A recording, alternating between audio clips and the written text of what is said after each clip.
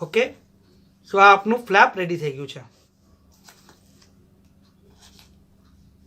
Okay, હવે next આપણે શું કરશું કે આ સીધું પીસ છે, આ સીધું પીસ છે, એના પર આપણે બીજો પીસ મૂકશું. આમ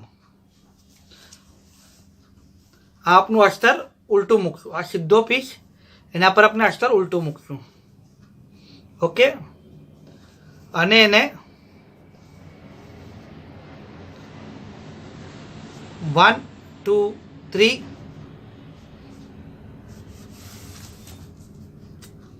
આ પૂરી લાઈન, આ પૂરી લાઈન, આ પૂરી લાઈન અને હાંસી થોડું રાખશું સીધું કરવા માટે.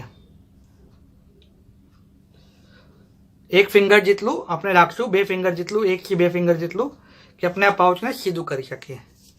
સેમ આ જે આપણે મેગ્નેટ છે, ઓકે, આને બી આપણે આમ ઉલટું મૂકશું. આ સીધું છે આ પીસ, એના પર આપણે આપનું જે ઇનર ફેબ્રિક છે ઉલટું મૂકશું. ઓકે, સેમ 1 2 3 અને ઉપરથી થોડુંક ખુલ્લું રાખશું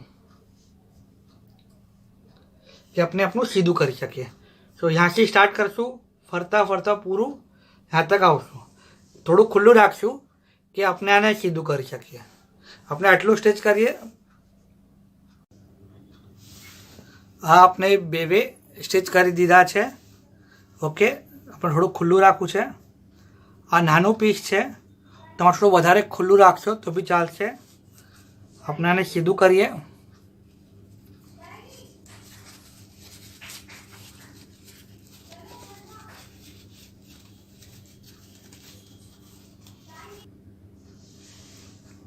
આ આપણે સીધું કરી દીધું છે.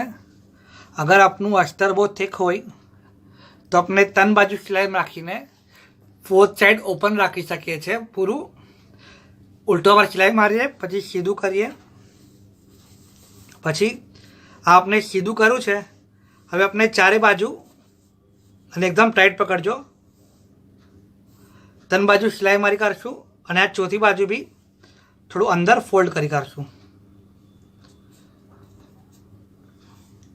અને સિલાઈ મારી દઈશું.